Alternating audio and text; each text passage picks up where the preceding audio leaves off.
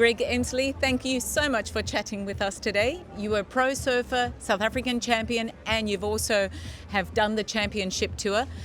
But your nickname is Bigfoot. How did that come about for those of us who don't know? That was a bit of a funny story when I was really young. I got to a sort of Pro-Am contest semi-final at that stage, and no one really knew who I was. It was my first big result, and I was running out at Nahoon Reef for my semi-finals, and some of the guys were sort of cheering me on, and one of them shouted, "Jeepers, look how big this guy's feet are." And they all started laughing, and then they all said, "Bigfoot, go Bigfoot."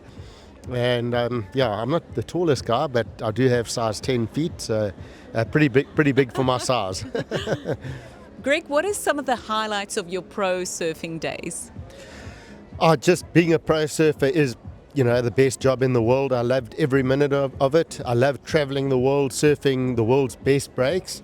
I think competitively, some of my highlights was, competing here at Jeffreys Bay, at home, in front of the home crowd.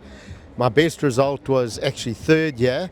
I made multiple quarterfinals as well, but I got third, losing to the late great Andy Irons in 2005 in the semi-finals, very close. And then that was probably one of the most memorable finals that year as well. It was Kelly Slater versus Andy Irons. The 2005 final was it was epic. So all those memories, but certainly competing here at J-Bay, I love the wave. It's the world's best right-hander.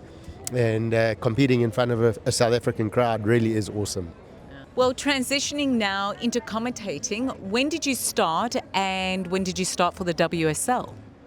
So when you obviously on the pro tour, you're obviously on the screen quite a bit. You're doing interviews, so that sort of leads into slowly doing a bit of commentary. I've always just helped with junior events. Commentating, I don't really see it as a job. It's a fun job for me, and I do it if I get asked, and I really enjoy it. But I think I first started probably around 2010, maybe 2009, with a few events around the Belito Pro, a couple of Oakley Pro Juniors that we had running back then. My first opportunity with the WSL Corona Cerro Open J-Bay was around 2014. So I did a few years on and off, since then. So it's not a full-time job. I do have other businesses in and around East London, so that's my job. But I love commentating, and when asked, I'm excited to do the job. Yeah. Well, we love listening to you, and you're obviously passionate about commentating. How do you prepare before a heat, and how important is that? Well, preparation's the most important thing for a heat. Going in, knowing your competitors, you've got to do a lot of research. So I do lots of research before each heat, and then I like, if possible, to chat to the competitors, chat to their coaches, get a really a good inside feel on where they're at, the equipment they're using, and really knowing the surfer, the athlete, so that I can then feed it to the spectators. Well, it definitely shows, and I actually enjoy listening to you, so thank you for that. So what's your X factor as a commentator that separates you from the rest?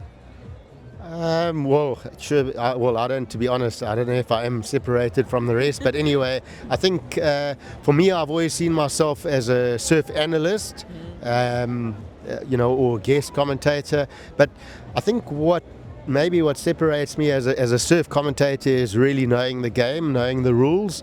So if there is situations, I kind of know where the surfers stand and what the judges and head judges are thinking at the time. So in those tight situations under pressure, I think I know generally what's going to happen and what the rules of the game are. Greg, you are passionate about surfing.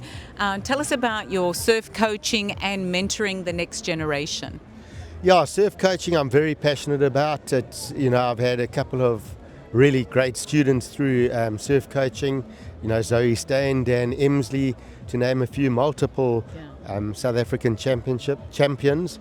And then, of course, Bianca Buitendijk. That would be my highlight when, going to Tokyo for the Olympics and getting the silver medal with Bianca. That's definitely the highlight. That was a huge yeah, it was a huge effort, a huge accomplishment. Took lots of hours, but yeah, that was very rewarding. Can you share some memorable moments when you were a rider that really stuck out for you? As a surfer, yeah, it's so many memorable moments. Of course, winning heats are important. Making the finals of the championship tour in France, just losing to Mick Fanning, that was super memorable for me. I had my wife and son on the beach at the time, so he had just been born, and that was over at Hossegor in France. And then I've had multiple wins on the qualifying series, 5 wins. One of the big ones was Reunion Island in absolutely perfect waves. That was very memorable. And then just competing, being able to compete against the world's best every heat is a special moment. Yes. And yeah, that having to compete against some of the greatest of all time, like Kelly Slater, Andy Irons, just so many guys, Mick Fanning, Joel Parkinson, Taj Barrow, every heat surfing against surfers that you competed against plus looked up to was really awesome. So you survived a shark encounter. That must have been quite frightening. Talk about that with us, and how did you remain cool? Yeah, so that it was, we'd say it was an encounter, but just a fairly large shark showing some interest.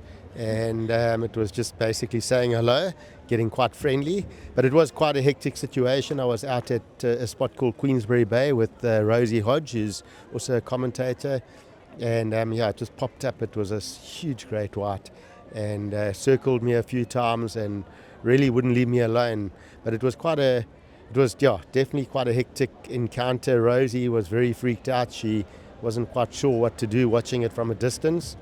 And but at the same time, it was horrendous. But I also learned a lot from it. I almost see it as an honor that I can be in the ocean and actually sharing the ocean with such wild creatures.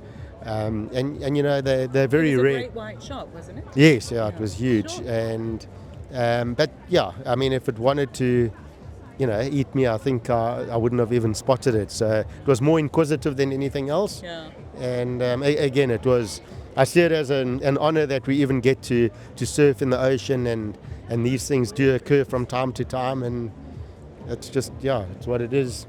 And I try and turn it around and see it as an honor more than a bad situation. You must be a proud dad. I believe both your son and daughter are surfing. What's it like to have that connection with your children? Yeah, we love surfing. It's we hunt a lot of waves in and around the East London area, into the Wild Coast. We are very passionate about it. But number one is if we go and, as a family, surf, it's really cool. Get in the car, go and find some secretive waves and just share them and have a blast. So that's, of course, they both compete. But when it comes to surfing, we always say that's our happy space, our time where we go and really enjoy the ocean. It's been great chatting with you, Greg. You're the commentator. Do you want to send us off? Yeah, thanks very much. It's been awesome chatting. Hope you guys have enjoyed it. We've got a couple of big days coming here in the next couple of days with the Corona Cerro Open J-Bay. And I hope you guys are going to join in, come watch, or come down to the beach. It's going to be epic. Cheers.